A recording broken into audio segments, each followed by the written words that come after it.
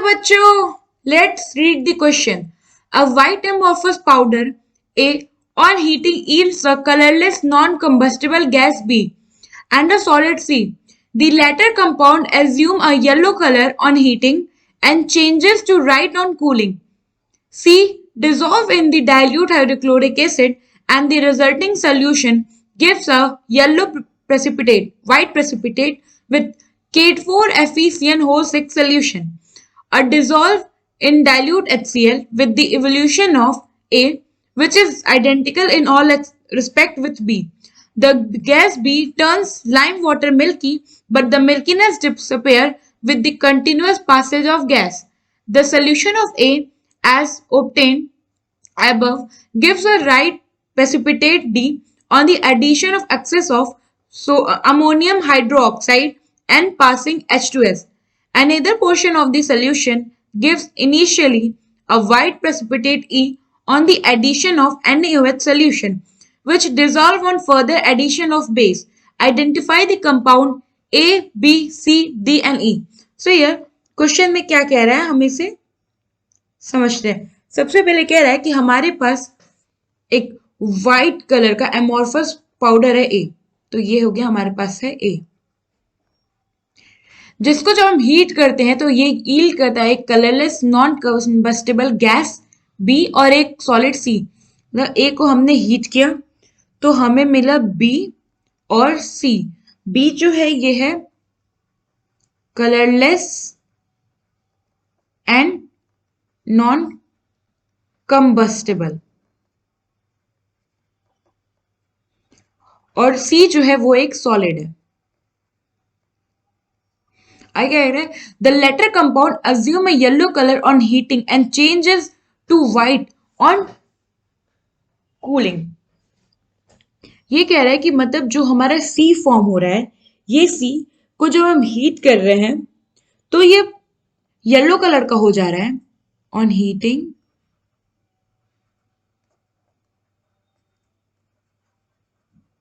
Yellow and once cooled ये white हो जा रहा है। ये होगा cooled. Now C dissolve in dilute hydrochloric acid and the resulting solution give a white precipitate with K4FeCN6 solution. ये कह रहा है कि जब हम C को ट्रीट करते हैं डाइल्यूट HCl के साथ तो ये एक सोल्यूशन बनाता है। रिजल्टिंग सोल्यूशन, और इस रिजल्टिंग सोल्यूशन को जब हम ट्रीट करते हैं आपका K4FeCN6 के साथ तो ये फॉर्म करता है एक व्हाइट प्रेसिपिटेट। यहां तक क्लियर हुआ ना। ए जो होता है ये डिसॉल्व होता है डाइल्यूट HCl में with the evolution of gas which is identical in all respect with B. ये कहना चाह रहा है कि जब हम ए को डाइल्यूट, एक सेकेंड मैं यहां से डिफरेंट पेन यूज करती हूं। कह रहा है कि ए को जब हम लोग डाइल्यूट HCl में डालते हैं तो ये एक गैस बनाता है और ये गैस जो है ये सिमिलर है गैस बी से। ठीक, now the gas be turned into lime water milky but the milkiness disappear with the continuous passes of gas. इसका मतलब ये है कि जब हम बी में लाइम वाटर डालते हैं जिस कैल्शियम हाइड्रोक्साइड, तो ये मिल्की कलर का हो जाता है। सॉरी, जब हम गैस बी में लाइम वाटर डालते हैं तो ये मिल्की कलर का हो जाता है।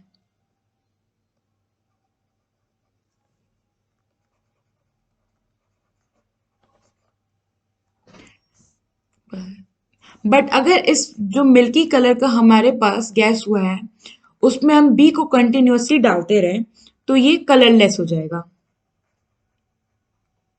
मैं क्लियर हुआ ना? The solution of A as obtained ever give a white precipitate D. Solution of A as obtained ever give a white precipitate D on the addition of excess of NH4OH ammonium hydroxide and passing H2S। यह ये कह रहा है कि जो हमें ये M का प्रोडक्ट मिला था इसमें हम एक वाइट प्रेसिपिटेट डी डाल रहे हैं। यहां से मैं दूसरा कर लेती हूँ।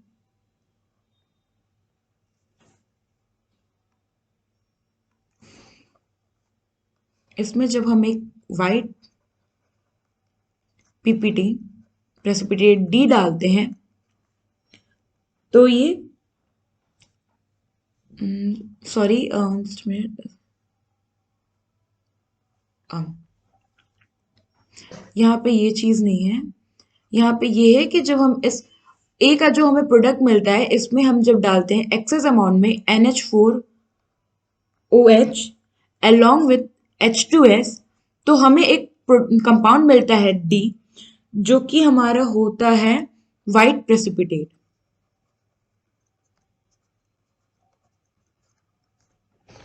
नाउ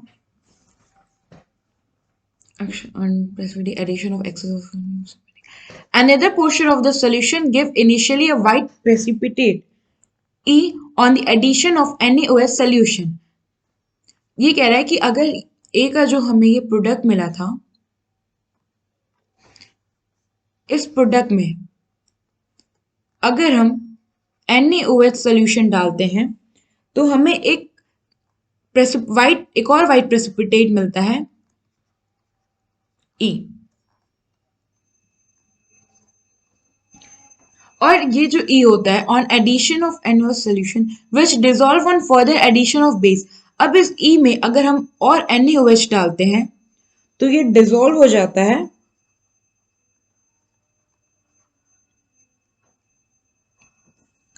हाँ। अब हमें आइडेंटिफाई करना है कि हमारा A, B, C, D और E क्या है।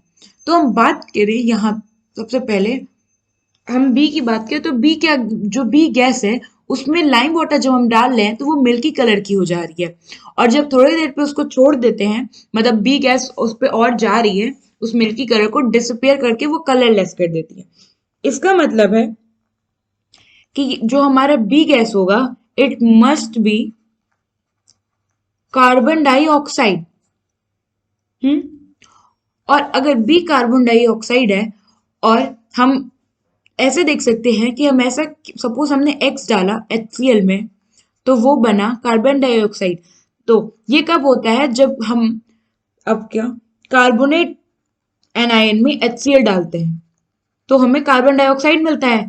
सो यहां से हमें पता चल गया कि बी हमारा CO2 है और ए मस्ट भी हमारा कोई कार्बोनेट कंपाउंड होगा। नाउ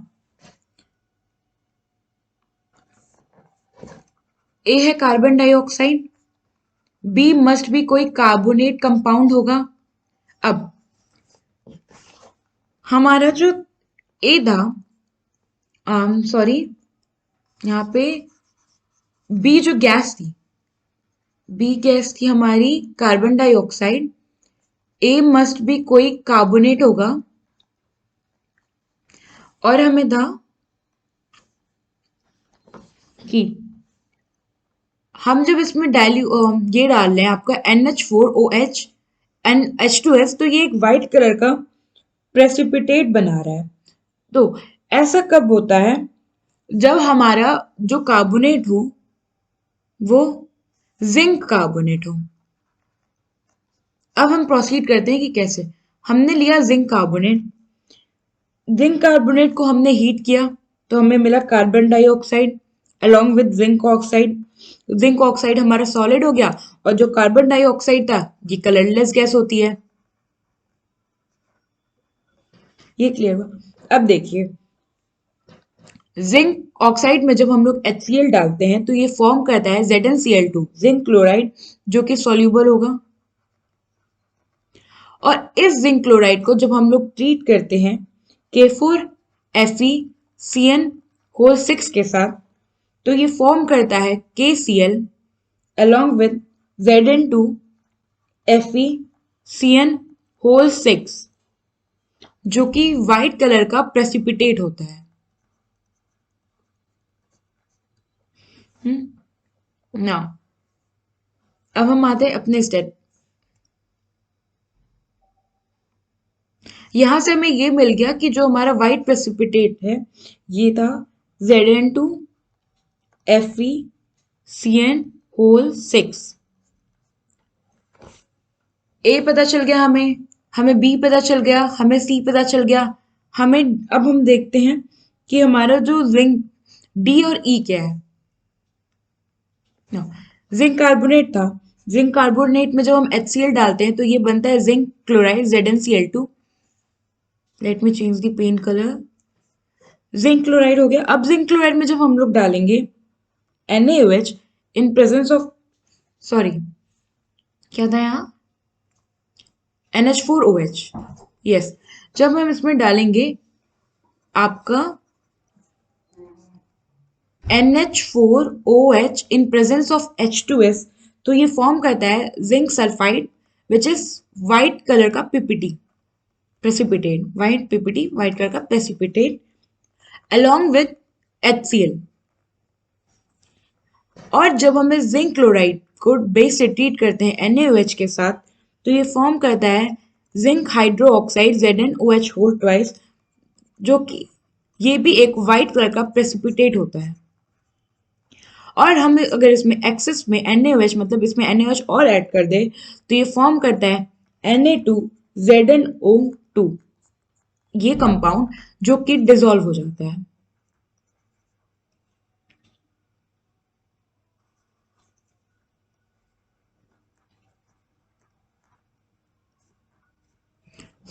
यहां से हमें पता चल गया कि जो हमारा ऑप्शन डी है और ई है वो क्या है। तो यहां से जो हमारा ऑप्शन डी है वो है जिंक सल्फाइड, और जो हमारा ऑप्शन ई है जो zinc hydro oxide. So at last जो हमारा आंसर बनता है यहाँ पे वो है कि जो हमारा ए कंपाउंड है वो है हमारा जिंक कार्बोनेट,